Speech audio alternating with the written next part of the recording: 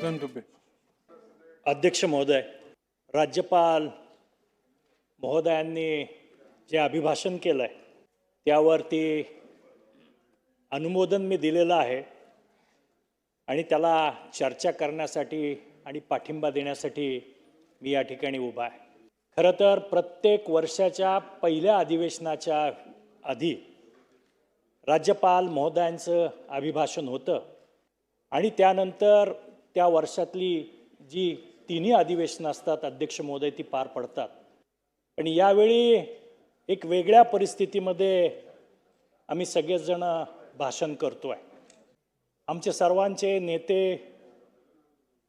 अजितदादा यांनी ही संधी मला कायम गेली 2-3 वर्ष दिली आणि भाषण ऐकायला दादा कायम सभागृहात उपस्थित असायचे. पण आज दादा समोर नाही आहेत. पण दादांना अभिवादन करून अध्यक्ष महोदय, बलशाली भारत हो, विश्वात शोभुनी राहो असं आपण सगळेजण म्हणतो आणि प्रत्येकाच्या मनात आहे की हा भारत देश बलशाली झाला पाहिजे.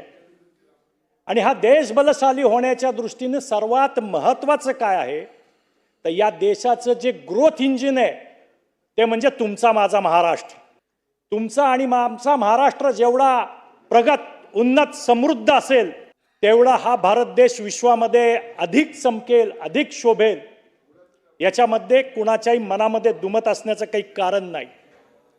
आणि याचंच प्रतिबिंब महामहिम राज्यपाल महोदयांच्या भाषणामध्ये उमटलेलं आपल्याला पाहायला मिळत आहे.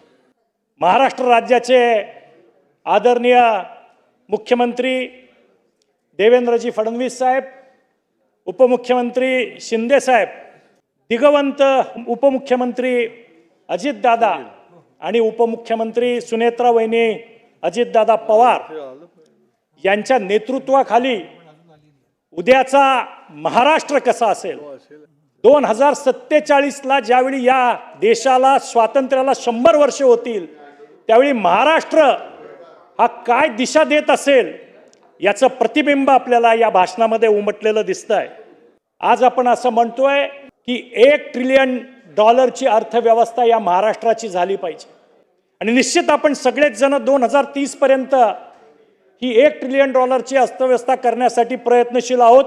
कदाचित 2030च्या आधी या आमच्या मुख्यमंत्री उपमुख्यमंत्र्यांच्या मार्गदर्शनाखाली, नेतृत्वाखाली हे उद्दिष्ट आपण साध्य करू. परंतु या पुढचं उद्दिष्ट ठेवताना एक हिंमत असावी लागते, नेतृत्वामध्ये धमक असावी लागते, नेतृत्वामध्ये विचार असावा लागतो आणि त्या दृष्टीने वाटचाल करण्याच्यासाठी 2047चं उद्दिष्ट ठेवून $5 ट्रिलियन अर्थव्यवस्था या राज्याची झाली पाहिजे असं स्वप्न पाहणं हे सुद्धा एक मोठं काम आहे. मागच्या काळामध्ये आम्ही सातत्यानं काय सांगत होतो की आम्हाला पुढे जायचं आहे, पण मोठं स्वप्न बघायचं धाडस सुद्धा नेतृत्वात असायला लागतं आणि ते धाडस करून ते प्रत्यक्षात उतरवायची शक्ती सुद्धा मनगटात असावी लागते आणि ती आदरणीय देवेंद्रजी फडणवीस साहेब, एकनाथजी शिंदे आणि सुनेत्रा वहिनी पवार यांच्यामध्ये आहे. आज देशाची अर्थव्यवस्था 4.5 ते $5 ट्रिलियन आहे आणि तेवढीच महाराष्ट्र म्हणतोय की पुढच्या काही वर्षामध्ये महाराष्ट्र ती झेप घेईल. पण ही झेप कशी घेणार आहे फक्त सांगितलं जात नाही अध्यक्ष महोदय, तर त्याच्यासाठी प्रोग्राम आहे, त्याच्यासाठी विकासाची निश्चित दिशा ठरवलेली आहे. राज्याचा GSDP हा 8 ते 10% दरम्यान टिकवणं हे ठरवलेलं आहे. दरडोई उत्पन्न अध्यक्ष महोदय तिप्पट करण्याचं उद्दिष्ट आपण डोळ्यासमोर ठेवलेलं आहे. याच्यामुळे काय होणार आहे, महाराष्ट्राची तर प्रगती होणार आहे, पण या महाराष्ट्रात राहणाऱ्या सर्वसामान्य माणसाची सुद्धा प्रचंड मोठ्या प्रमाणात प्रगती होणार आहे.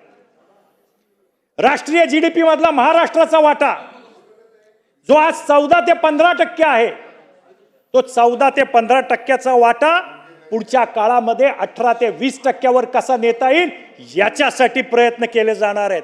आणि याच्यामुळं मी जे म्हटलो होतो की महाराष्ट्र हे देशाचं ग्रोथ इंजिन आहे.